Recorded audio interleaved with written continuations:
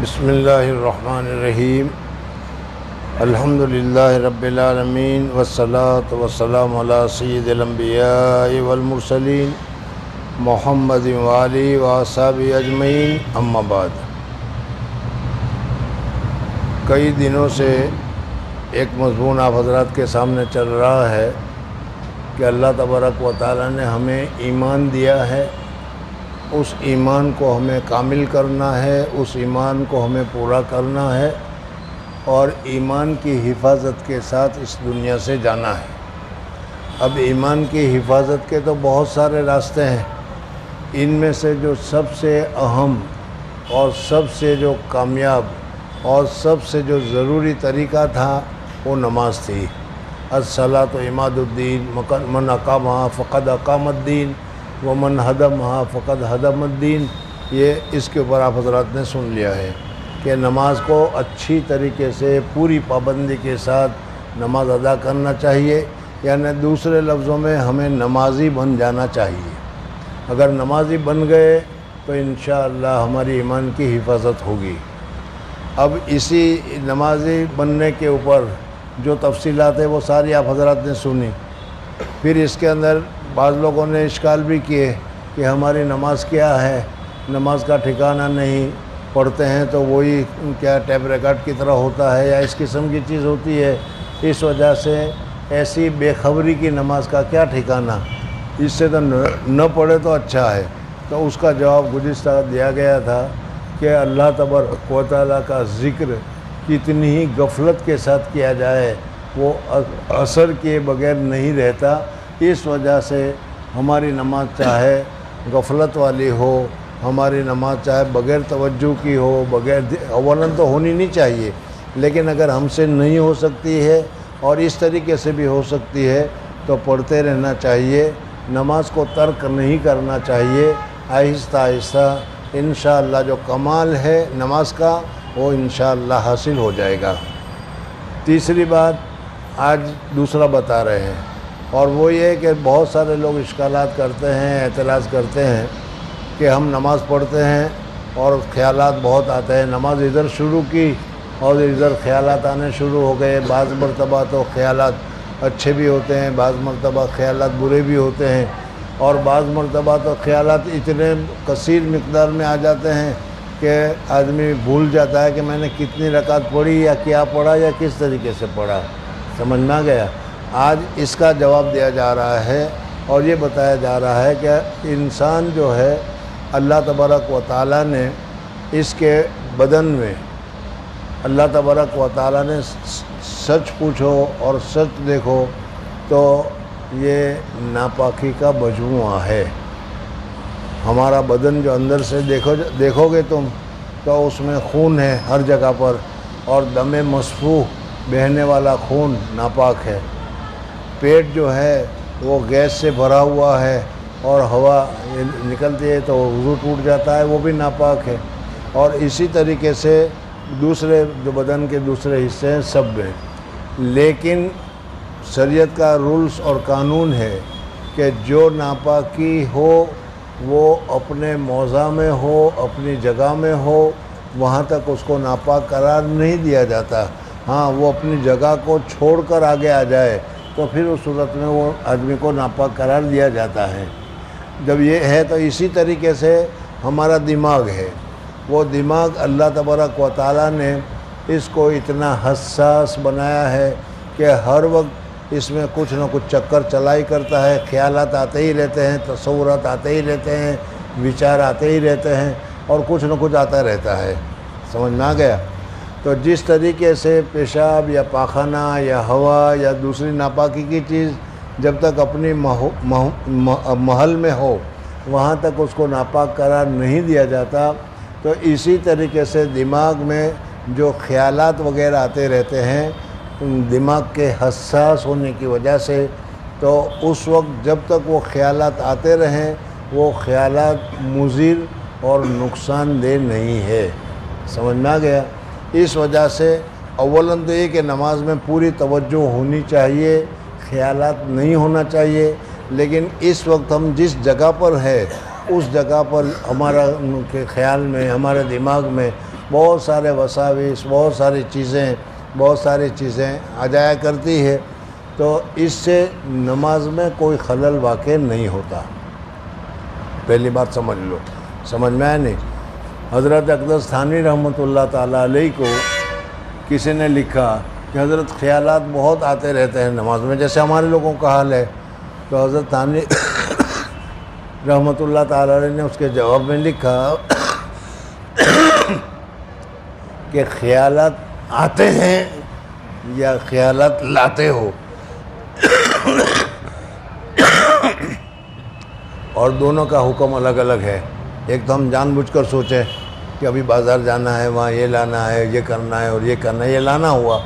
اور ہم بغیر سوچے دماغ میں اللہ اکبر کہا کہ پتہ نہیں کہا کیا وچار آنے شروع ہو جاتے ہیں، تصورات آنے شروع ہو جاتے ہیں۔ تو حضرت تھانوی رحمۃ اللہ تعالیٰ نے فرمایا کہ تم تصورات یا خیالات تم آتے ہیں یا لاتے ہو، سمجھ میں آیا؟ تو انہوں نے فرمایا کہ آتے ہیں، تو فرمایا کہ اگر خود بخود آتے ہیں تو وہ مضر نہیں ہے۔ جیسے پیشاب اپنی جگہ پر ہے، پاخانہ اپنی جگہ پر ہے، اور اسی طریقے سے خون اپنی جگہ پر ہے، جب تک وہ باہر نہیں آتا اس کا حکم نہیں ہے۔ تو اسی طریقے سے جب تک یہ تصورات تمہارے دماغ میں آتے رہتے ہیں، دماغ میں رہے وہاں تک تمہارے لیے کوئی مشکل نہیں ہے، لیکن اس تصور کے آنے کے بعد اگر تم اس کے پیچھے پڑ جاؤ اور خود سوچنے لگو تو یہ نقصان دہ ہے۔ جیسے پیشاب کے نکلنے کی وجہ سے وضو ٹوٹ جاتا ہے، تو اسی طریقے سے مثلاً ایک مثال ہے کہ کوئی لڑکی کا خیال آ گیا، تم نے اس کی طرف کوئی توجہ نہیں دی، پڑھنے کی طرف توجہ رہے، خیال آتا رہا، تو وہ نقصان دہ نہیں ہے، تمہاری نماز بھی نہیں ٹوٹے گی، کچھ بھی نہیں ہوگا، سمجھ میں آ گیا نہیں؟ لیکن اس خیال کے آنے کے بعد اب تم اس کے پیچھے لگ گئے کہ اس کی آنکھیں تو ایسی ہے، اس کے گال ایسے ہیں، اس کے ہونٹ ایسے ہیں، اس کا سراپا ایسا ہے، اس کا یہ ایسا ہے، اس کا یہ ایسا ہے، تو یہ اب تم نے خود سوچنا شروع کر دیا،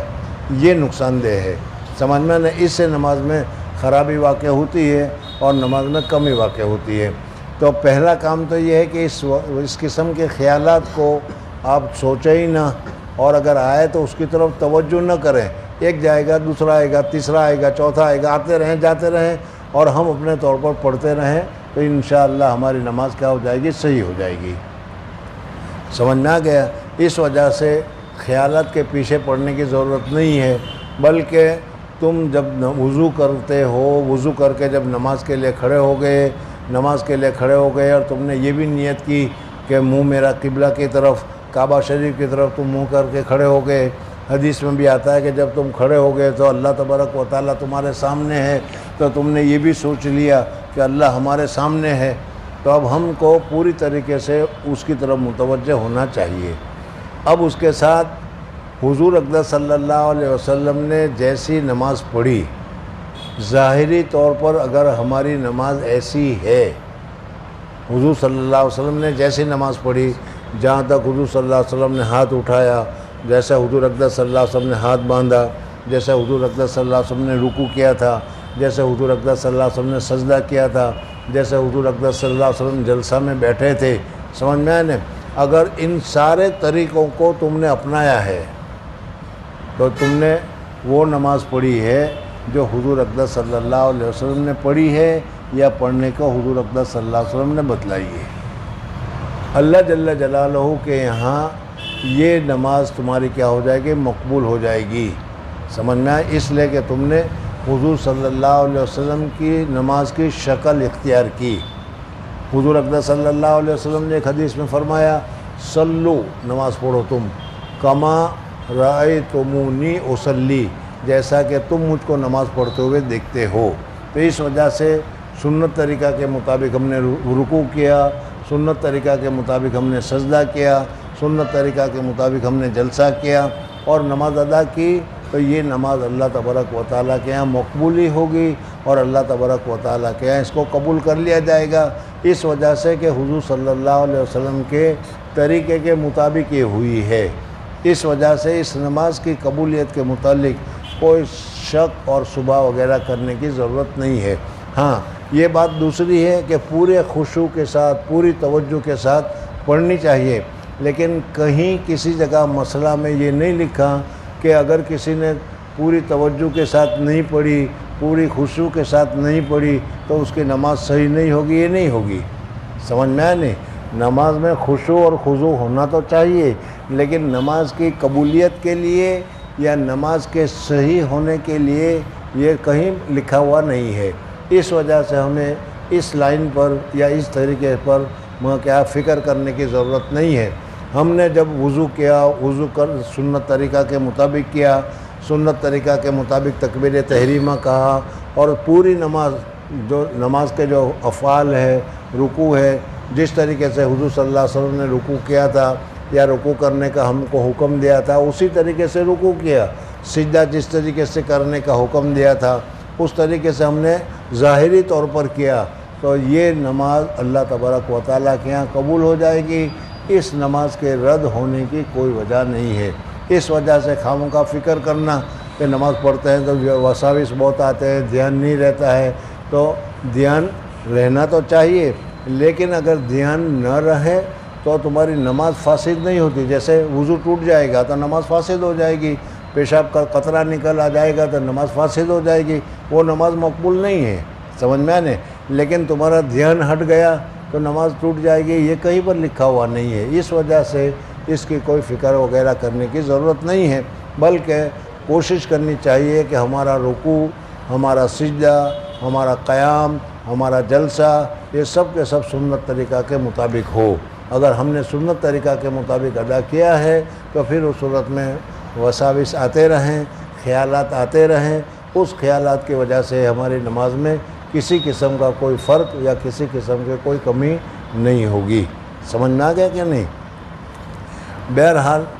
اس کے نماز کے سلسلے میں اور بھی بہت سارے لوگ اشکالات یا اعتراض وغیرہ کرتے ہیں. اصل میں نماز پڑھنا نہیں ہے، لیکن کیا ہے، نماز پڑھنے والوں کو روکنا ہے، اور اس روکنے کی وجہ سے اس قسم کی چیزیں لوگوں کے ذہنوں میں ڈالتے رہتے ہیں، حالانکہ کہیں اس قسم کی کوئی چیزیں نہیں ہے. سمجھ میں آ گیا؟ اس وجہ سے ہمیں نماز پڑھ لینا چاہیے. اور پھر نماز پڑھنے کے بعد حدیث میں آتا ہے کہ حضور اقدس صلی اللہ علیہ وسلم 3 مرتبہ استغفر اللہ استغفر اللہ استغفر اللہ پڑھتے تھے. دیکھو حضور اقدس صلی اللہ علیہ وسلم کی نماز، جس نماز کو ہم کسی درجے میں بھی کم نہیں کہہ سکتے، حضور صلی اللہ علیہ وسلم کی نماز خشوع کے اعتبار سے، خضوع کے اعتبار سے، سنت کے اعتبار سے، صحت کے اعتبار سے، ہر طریقے سے حضور اقدس صلی اللہ علیہ وسلم کی نماز مکمل نماز ہے. اگر نماز کا ویلیو ہوتا یا نماز کی قیمت ادا کی جاتی یا نماز کے نمبرات دیے جاتے تو آپ ضرور یہ کہیں گے کہ حضور اقدس صلی اللہ علیہ وسلم کی نماز 100 میں سے 100 نمبر حضور صلی اللہ علیہ وسلم کو حاصل ہے کہ نہیں؟ حضور صلی اللہ علیہ وسلم کی نماز میں کوئی کمی، کوئی کوتاہی، کوئی ضعف، کوئی چیز کی کمی آپ مانتے ہو؟ نہیں ہو سکتا. حضور صلی اللہ علیہ وسلم جیسے خشوع اور خضوع کے ساتھ نماز پڑھنے والا، حضور اقدس صلی اللہ علیہ وسلم کے ساتھ صحیح طرح پر نماز پڑھنے والا اور کوئی ہو ہی نہیں سکتا. اس لیے حضور صلی اللہ علیہ وسلم کی نماز کامل ہے، حضور صلی اللہ علیہ وسلم کی نماز مکمل ہے. سمجھنا ہے؟ اب جس کی بھی نماز حضور صلی اللہ علیہ وسلم کی نماز کے مطابق ہوگی، جتنی ہوگی، 95% ہے، 90% ہے، 75% ہے، 70% ہے، 60% ہے، 50% ہے، جتنی سنت کے مطابق ہوگی اتنی قبولیت کے زیادہ قریب ہوگی. اس وجہ سے ہمیں تو نماز پڑھتے ہوئے، رکوع کرتے ہوئے یہ نہیں سوچنا چاہیے کہ کیا وسوسے آئے، یہ سوچنا چاہیے کہ میرا وہ رکوع حضور صلی اللہ علیہ وسلم کے رکوع کی طرح ہے یا نہیں ہے، میرا سجدہ حضور صلی اللہ علیہ وسلم کے سجدے کی طرح ہے یا نہیں. ہم جب سجدہ کرتے ہیں تو ہماری انگلیاں سب ملی ہوئی ہو، زمین کے ساتھ لگی ہوئی ہو اور قبلے کی طرف ہو. سمجھ میں؟ یہ ہاتھ جو ہے زمین پر لگا ہوا نہ ہو، یہ ہاتھ جو ہے ران پر لگا ہوا نہ ہو، بلکہ کھلا ہوا ہو، جو سنت طریقہ کا ہے سجدہ کرنے کا.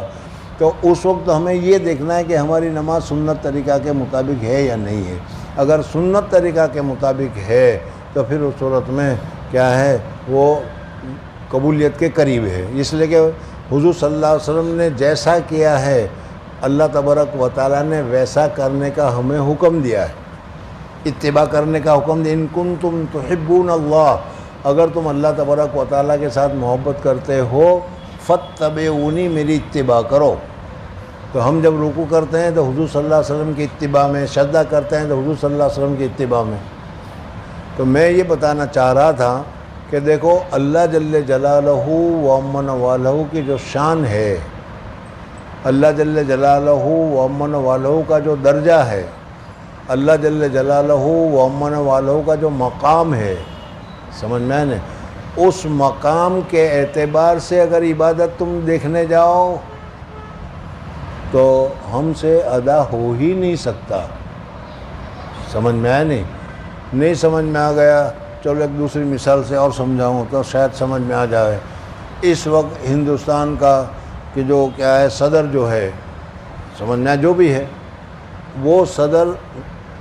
ہندوستان کے لوگوں میں سب سے اونچے درجے پر ہے، سمجھ میں آ گیا؟ اب اس صدر کو اگر تم ہدیہ دینا چاہو، تحفہ دینا چاہو، تو میں تم کو ہدیہ دوں، تم مجھے ہدیہ دو، سمجھ میں آئے؟ اس قسم کا ہدیہ اگر تم دینے جاؤ گے تو اولاً تو کوئی لے گا بھی نہیں، اور اگر جاؤ گے تو تم نے میری بے عزتی کی، میری بے احترامی کی، یوں سمجھ کر تم کو سزا ہو جائے گی کہ نہیں؟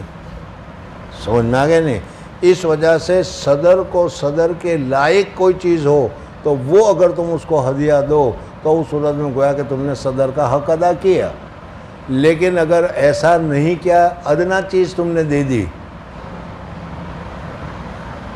2 پیاز لے جا کر ہدیے میں دے دیے، سمجھ میں آیا؟ 2 پیاز ہدیے میں دے دیے، ہمارے نزدیک تو بہت قیمتی ہے، تو بہت مہنگے ملتے ہیں وہ، لیکن اگر اس کے پاس لے گئے تو کیا کہا جائے گا؟ اس نے صدر کی توہین کی۔ سمجھ میں آ گیا؟ جب یہ بات سمجھ میں آ گئی تو یہ دیکھو کہ اللہ جل جلالہ و امن والوں کا جو مقام ہے،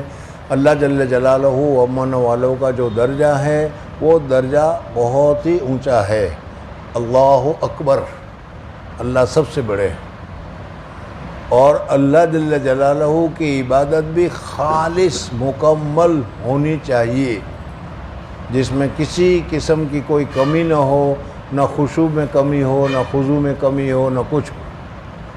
لیکن ہمارے جو اعمال، جو ہم سے عمل ہوتے ہیں، وہ عمل میں چونکہ ہمارے ساتھ نفس لگا ہوا ہے، ہمارے ساتھ سستی لگی ہوئی ہے، اس وجہ سے جیسا خلوص نماز میں ہونا چاہیے ویسا نماز میں ہم سے خلوص نہیں ہوا۔ ہمارے تو بالکل یہی ہے۔ حضور اقدس صلی اللہ علیہ وسلم تو کامل خضوع کے ساتھ نماز پڑھنے والے، لیکن اللہ جل جلالہ کا جو مقام ہے، اللہ جل جلالہ کا جو درجہ ہے، اس درجے کے اعتبار سے حضور صلی اللہ علیہ وسلم بھی فرماتے ہیں کہ مجھ سے اس درجے کے مطابق عبادت نہیں ہوئی۔ ارے سمجھ میں آ گیا کہ نہیں؟ اس وجہ سے ہمارے لیے یہ حکم ہے کہ جب نماز سے فارغ ہو جائے تو نماز سے فارغ ہونے کے بعد استغفر اللہ استغفر اللہ استغفر اللہ 3 مرتبہ پڑھنا چاہیے۔ حضور اقدس صلی اللہ علیہ وسلم بھی نماز سے فارغ ہونے کے بعد استغفر اللہ پڑھتے تھے۔ یہ نہیں کہ کوئی ہم نے گناہ کیا اس لیے معافی مانگ رہے ہیں، بلکہ یہ اللہ تیرے درجے کے مطابق جیسی عبادت کرنی چاہیے، تیرے درجے کے، تیرے مقام کے مطابق جیسی عبادت ہمیں کرنی چاہیے ویسی عبادت ہم سے نہیں ہوئی ہے۔ یہ جو ہم نے عبادت کی ہے، کھڑے رہ کر کبھی چوک میں گھومتے رہے، کبھی اسٹیشن پر گھومتے رہے، اس قسم کی نماز پڑھی ہے، یہ تو واقعی میں بہت ناقص ہے۔ وہ آپ کے حضور میں پیش کرنا ایسا ہی ہے جیسے ہندوستان کے صدر کو ایک پیاز کا ہدیہ دینا۔ سمجھ میں آیا نہیں؟ اس وجہ سے ہم گویا کہ استغفار کرتے ہیں، ہم سے جیسا ہوا، جیسا بنا ویسا ہم نے کیا ہے۔ اس وجہ سے حضور صلی اللہ علیہ وسلم بھی استغفار فرماتے تھے۔ حضور اقدس صلی اللہ علیہ وسلم نے فرمایا کہ اللہ تبارک و تعالیٰ کی تعریف جیسی کرنی چاہیے، جیسا اللہ تبارک و تعالیٰ کا حق ہے وہ کوئی ادا نہیں کر سکتا، میں بھی ادا نہیں کر سکتا، حضور اقدس صلی اللہ علیہ وسلم فرماتے ہیں۔ اس لیے کہ حضور صلی اللہ علیہ وسلم کی نماز ہم میں سب سے اونچی نماز ہے، لیکن اللہ کے شان کے مقابلے میں سب سے اونچی نماز نہیں ہے بلکہ گھٹیا نماز ہے۔ ارے میں کہہ رہا ہوں سمجھ میں آ رہا ہے کہ نہیں؟ ہمارے اعتبار سے تو حضور صلی اللہ علیہ وسلم کی نماز بہت اونچی نماز ہے، لیکن اللہ جل جلالہ کے شان کے لیے وہ بھی کم ہے۔ اس لیے حضور صلی اللہ علیہ وسلم استغفار پڑھتے تھے تو ہمیں بھی استغفار پڑھنا چاہیے۔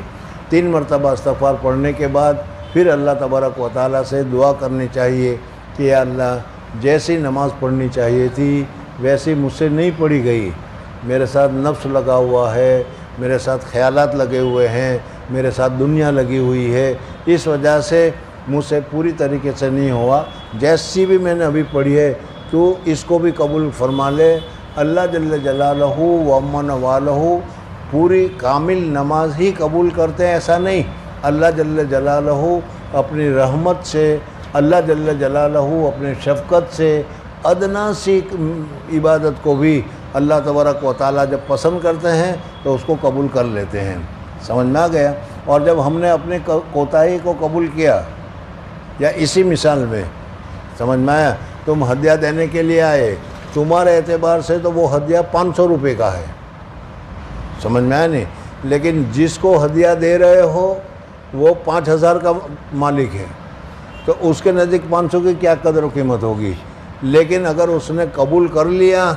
تو یہ بہت بڑا کرم ہے، بہت بڑا احسان ہے۔ تو اسی طریقے سے اللہ تبارک و تعالیٰ کو تو کسی چیز کی حاجت نہیں، اللہ تبارک و تعالیٰ ہمارے سبحان اللہ کہنے کا محتاج نہیں، اللہ تبارک و تعالیٰ لا الہ الا اللہ محمد الرسول اللہ کہنے کا محتاج نہیں، اللہ جل جلالہ ہماری نماز کا محتاج نہیں، سمجھ میں آیا نہیں؟ وہ تو سب چیزوں سے بری ہے، بڑا ہے، اونچا ہے، وہ کسی چیز کا بے نیاز ہے، اللہ الصمد، سمجھ میں آیا نہیں؟ لیکن ہم اپنے طور پر اپنی طرف سے جتنا جو کچھ اللہ تبارک و تعالیٰ کے حضور میں پیش کریں تو اللہ تبارک و تعالیٰ اس سے بہت زیادہ خوش ہوتے ہیں۔ اس وجہ سے ہمیں پہلی بات تو یہ یاد رکھو، کہیں اس سے یہ نہ سمجھو کہ چلو اچھا ہے پھر تو نماز پڑھتے ہوئے چوک میں گھومتے رہو یا اسٹیشن پر گھومتے رہو، یہ نہیں، سمجھ میں آیا نہیں؟ کوشش کرنا ہے، لیکن اگر پھر بھی اگر اسی طریقے سے ہم کوشش میں کامیاب نہیں ہوتے تو اللہ تبارک و تعالیٰ ہماری نماز کو رد نہیں کرے گا۔ اس لیے نماز کے بعد استغفر اللہ استغفر اللہ استغفر اللہ پڑھنے کے بعد پھر دعا کرو کہ ربنا تقبل منا انک انت السمیع العلیم، یا اللہ یہ ٹوٹی پھوٹی نماز میں نے پڑھی ہے تو اس کو ہماری طرف سے قبول کر لیں، اور آئندہ اس سے اچھی اور اس سے بہتر نماز پڑھنے کی ہمیں توفیق عطا فرما۔ تو پھر اللہ تبارک و تعالیٰ ہماری نمازوں کو بھی سدھارے گا، ہماری توجہ کو بھی سدھارے گا، اور نماز پڑھتے ہوئے ہمیں ایسے ہی محسوس ہوگا جیسے ہم اللہ تبارک و تعالیٰ کے سامنے ہیں اور اللہ تبارک و تعالیٰ کی عبادت کرتے ہیں۔ سمجھ میں آ گیا؟ تو آج کے اس درس میں یہ بتایا گیا کہ اگر ہمیں وسوسے آتے ہیں یا ہمیں کیا ہے خیالات آتے ہیں تو اس ایک تو خیالات کو لانا نہیں ہے، پھر بتا دوں، جان بوجھ کر سوچنا نہیں ہے، بلکہ تمہیں اپنے طور پر پڑھتے رہو، ان خیالات کو دور کرنے کی کوشش کرتے رہو، اور اس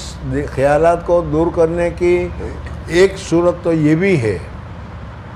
کہ جو نماز میں ہم پڑھ رہے ہیں اس کو اپنے اختیار سے پڑھیں اور اپنے اختیار سے اس کو ادا کرنے کی کوشش کریں۔ اللہ اکبر، سبحانک اللہم و بحمدک، سمجھ میں؟ وہ ایک ٹیپ ریکارڈ میں تم نے دیکھا ہوگا کہ اس کو ٹیپ دبا دو تو فٹافٹ ٹیپ شروع ہو جاتی ہے۔ آج کل کی ہماری نماز ٹیپ ریکارڈ کی طرح ہو گئی ہے، اللہ اکبر کے ساتھ آٹومیٹک السلام علیکم ورحمۃ اللہ، السلام علیکم ورحمۃ اللہ تک آٹومیٹک چلتی ہے۔ اس کو آٹومیٹک مت چلاؤ، بلکہ الحمدللہ رب العالمین پڑھ رہے ہو تو سوچو میں کیا پڑھ رہا ہوں۔ اگر ترجمے جانتے ہو تو ترجمے کے ساتھ، ترجمہ نہ جانتے ہو تو ویسے بھی الف الحمد میں پڑھ رہا ہوں الحمدللہ رب العالمین الرحمن الرحیم مالک یوم الدین ایاک نعبد و ایاک نستعین۔ تمہارا دماغ ہے، اس دماغ کو اس پڑھنے کی طرف لگاؤ کہ جو میں پڑھ رہا ہوں وہ اپنے اختیار سے پڑھ رہا ہوں، اس وجہ سے کہ دل اور دماغ ایک ہی وقت میں دو جگہ متوجہ نہیں ہو سکتے۔ ہم تو توجہ نہیں لگاتے، اس وجہ سے وہ اپنی رفتار پر وہ چلتا ہے، لیکن اب اگر ہم اس کو ذرا سا بریک لگائیں گے اور بریک لگا کر رکوع میں گئے ہیں، رکوع میں کیا پڑھنا ہے پہلے وہ سوچو، اور سوچنے کے بعد سبحان ربی العظیم، سبحان ربی العظیم، سبحان ربی العظیم تم 3 مرتبہ پڑھو، اور اپنی زبان سے پڑھو گویا کہ تم سن بھی رہے ہو اور پڑھ بھی رہے ہو۔ تو وہ جو وسوسے آئیں گے، توجہ ہوگی یا جو کچھ بھی آئے گا وہ سارا کا سارا ختم ہو جائے گا، کیونکہ دماغ اس وقت پڑھنے کی طرف متوجہ ہے۔ سمجھ میں آ گیا؟ تو اس طریقے سے اگر ہم کریں گے تو اس صورت میں انشاءاللہ آگے چلتے ہوئے ہماری نماز بھی درست ہو جائے گی، وساوس بھی کم ہو جائیں گے، وساوس بھی بند ہو جائیں گے، اور اس کے ساتھ ساتھ ہماری نماز جو ہوگی وہ خشوع والی ہوگی، اللہ کے توجہ والی ہوگی، اور اللہ کی طرف دھیان والی ہوگی، اور جتنی نماز میں خیر ہوگی، جتنی نماز میں نورانیت ہوگی، وہی نماز ہمارے لیے کیا ہے، گناہوں سے دور کرنے کی سبب اور ذریعہ بنے گا۔ ان الصلاۃ تنہی عن الفحشاء والمنکر۔ اور یہ اکابرین مشائخ وغیرہ جو ہیں ان لوگوں نے بھی اسی طریقے سے کیا ہے نمازوں کو پڑھی ہے اور نماز پڑھنے میں توجہ کی ہے، تو ہمیں بھی اس توجہ کا خصوصیت کے ساتھ احترام کرنا چاہیے، اور کیا ہے نماز میں ذرا سی توجہ ہٹانے کی ضرورت ہے۔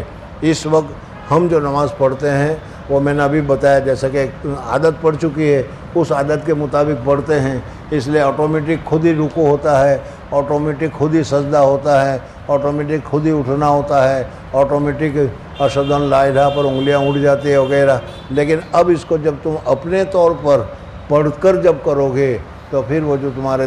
دماغ میں خیالات آتے تھے، تمہارا دل ادھر ادھر بھاگتا تھا، وہ سارا کا سارا ختم ہو جائے گا، اور پوری توجہ کیا ہے نماز کی طرف ہو جائے گی۔ اللہ جل جلالہ و امن والہ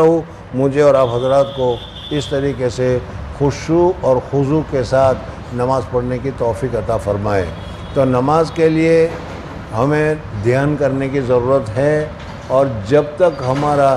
خشوع خضوع پیدا نہ ہو وہاں تک خشوع اور خضوع کو حاصل کرنے کی کوشش کرنی ہے، اور وہاں تک اگر خشوع خضوع حاصل نہ ہو تو گھبرانے کی ضرورت نہیں ہے۔ ہم نے صورت نماز حضور اقدس صلی اللہ علیہ وسلم کی طرح کی ہے، حضور صلی اللہ علیہ وسلم کی طرح ہم نے نماز پڑھی ہے، حضور صلی اللہ علیہ وسلم کی طرح قیام کیا ہے، حضور صلی اللہ علیہ وسلم کی طرح رکوع کیا ہے، حضور صلی اللہ علیہ وسلم کی طرح سجدے کیے ہیں، حضور اقدس صلی اللہ علیہ وسلم کی طرف سلام پھیرا ہے، تو ہماری نماز حضور صلی اللہ علیہ وسلم کی شکل و شباہت کے مشابہ ہیں۔ اور اللہ جل جلالہ و من والہ نے ہمیں حکم دیا ہے کہ نبی کی عبادت کی طرح تم بھی عبادت کرو، نبی کے کام کی طرح تم بھی کرو۔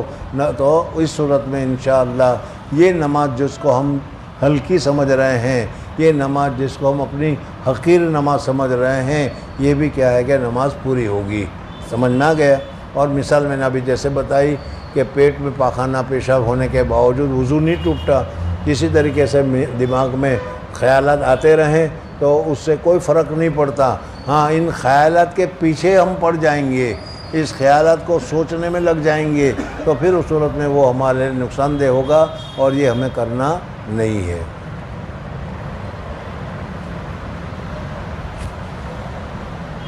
اور اگر کسی کو کچھ پوچھنا ہو تو 5-7 منٹ ہے کسی کو، اور اگر کوئی اس سلسلے میں نماز کے سلسلے میں یا وغیرہ اس صورت میں پوچھنا ہو تو وقت ہے، پوچھ سکتے، اور نہیں تو پھر کیا ہے ابھی 5-7 منٹ باقی ہے، تو ہم دعا کرتے ہیں۔ ہمارے خان صاحب کہتے ہیں کہ دعا ہونی چاہیے، لیکن روزانہ تو نہیں، لیکن آج چلو وقت بھی ہے تو ہم دعا کر لیتے ہیں۔ اللہ تبارک و تعالی ہماری اصلاح فرمائے، اللہ تبارک و تعالی حضور اقدس صلی اللہ علیہ وسلم کی مشابہ حضور اقدس صلی اللہ علیہ وسلم کے اعمال کی طرح بنائے اور قبولیت سے نوازے۔ اللہم صلی علی سیدنا و شفیعنا و حبیبنا و سندنا و سیدنا و مولانا محمد وعلی آل سیدنا و نبینا مولانا محمد مبارک وسلم۔ ربنا ظلمنا انفسنا وإن لم تغفر لنا وترحمنا لنكونن من الخاسرین۔ ربنا لا تؤاخذنا إن نسینا واخطأنا ربنا ولا تحمل علينا إصرا كما حملته على الذين من قبلنا ربنا ولا تحملنا ما لا طاقة لنا به واعف عنا واغفر لنا وارحمنا أنت مولانا فانصرنا على القوم الكافرين رب اجعلني مقيم الصلاة ومن ذريتي ربنا وتقبل دعاء رب اغفر لي ولوالدي وللمؤمنين يوم يقوم الحساب یا اللہ ہم بہت ہی گنہگار ہیں، یا اللہ ہم بہت ہی خطا کار ہیں، یا اللہ ساری زندگی ہمارے گناہوں میں گزری ہے، یا اللہ بہت سے گناہ ہم نے شہوتوں کی وجہ سے کیے ہیں، بہت سے گناہ ہم نے کبر کی وجہ سے بھی کیے ہیں، یا اللہ ہم تمام گناہوں سے سچی اور پکی توبہ کرتے ہیں، ہمارے تمام گناہوں کو معاف فرما دے، چاہے وہ شہوانی ہو، چاہے وہ شیطانی ہو، چاہے کیسے بھی ہو، یا اللہ ہماری پوری مکمل مغفرت فرما دے، ہمارے والدین کی مغفرت فرما دے، ہمارے آبا و اجداد کی مغفرت فرما دے، ہمارے بیوی بچوں کی مغفرت فرما دے، ہمارے بھائی بہنوں کی مغفرت فرما دے، یا اللہ ہمارے رشتہ داروں کی مغفرت فرما دے، یا اللہ پوری امت محمدیہ کی مغفرت فرما دے، یا اللہ پوری امت بہت ہی پریشانی میں مبتلا ہے، یا اللہ پوری امت بہت ہی زیادہ آفات میں گھری ہوئی ہے، یا ہر جگہ پر پریشانی ہی پریشانی ہے، الجھن ہی الجھن ہے، مصیبت ہی مصیبت ہے، یا اللہ یہ سب ہم نے اپنے آپ اپنے اوپر طاری کی ہے، یا اللہ یہ ساری مصیبتیں ہم نے خود جمع کی ہے، تیرے فرما برداری کو چھوڑ کر اور تیرے حبیب پاک صلی اللہ علیہ وسلم کے دامن کو چھوڑ کر، یا اللہ ہم اس درجے پر پہنچے ہیں کہ آج ہر طرح سے پریشانیاں ہو رہی ہے، یا اللہ ہم اپنے گناہوں کا اعتراف کرتے ہیں، اپنی کوتاہیوں کو مانتے ہیں، یا اللہ ہم کیسے بھی ہیں لیکن تیری وحدانیت کا اقرار کرتے ہیں، تیرے حبیب پاک صلی اللہ علیہ وسلم کے امتی ہے، اپنے حبیب کے طفیل پوری امت محمدیہ کے حال پر رحم فرما، پوری امت محمدیہ کو رشد و ہدایت عطا فرما، صلاح اور فلاح عطا فرما، تقوی اور طہارت عطا فرما، یا اللہ تمام مسلمانوں سے ذلت کو ختم فرما۔ اللہم اعز الاسلام والمسلمین، اللہم اعز الاسلام والمسلمین، یا اللہ اور بھی بہت ساری پریشانیاں ہیں، خصوصاً ہم ہندوستانی مسلمانوں پر اور بھی بہت ساری پریشانیاں لاحق ہو رہی ہے، یا اللہ تیرے علاوہ ہماری مدد کرنے والا کوئی نہیں، یا اللہ تیرے علاوہ ہماری حفاظت کرنے والا کوئی نہیں، یا اللہ تیرے علاوہ ہماری نگرانی کرنے والا کوئی نہیں، یا اللہ ہم تجھ ہی کو چاہتے ہیں اور تجھ ہی کو مانتے ہیں، یا اللہ تو ہی ہماری حفاظت فرما، تو ہی پریشانیوں کو دور فرما، بیماروں کو شفائے کاملہ عاجلہ مستمرہ نصیب فرما، پریشان حال کی پریشانیوں کو دور فرما، محتاجوں کی محتاجگی کو ختم فرما، مہنگائی کی اور پریشانیوں سے حفاظت نصیب فرما، آپس میں اتحاد اتفاق مودت اور محبت نصیب فرما، یا اللہ تیرے دین پر عمل کرنا آسان فرما، ہمارے ایمان کو کامل فرما اور کامل ایمان کے ساتھ اس دنیا سے جانا نصیب فرما، یا اللہ جن لوگوں نے ہم کو دعا کے لیے کہا ہے، لکھا ہے، یا ان کا ہم پر حق ہے، یا وہ ہم سے دعا کے متمنی ہے، تو علیم اور خبیر ہے، سب کی حاجات سے واقف ہے، یا اللہ سب کی پریشانیوں کو دور فرما، مصیبتوں کو دور فرما، بیماریوں کو دور فرما، صحت و قوت و عافیت عطا فرما، مسرت اور شادمانی نصیب فرما، تیرے حبیب پاک صلی اللہ علیہ وسلم کی کامل اتباع نصیب فرما، وصلی اللہ تعالی علی خیر خلقہ محمد وآلہ وصحبہ وبارک وسلم، سبحان ربک رب العزت عما یصفون وسلام علی المرسلین والحمد للہ رب العالمین برحمتک یا ارحم الراحمین۔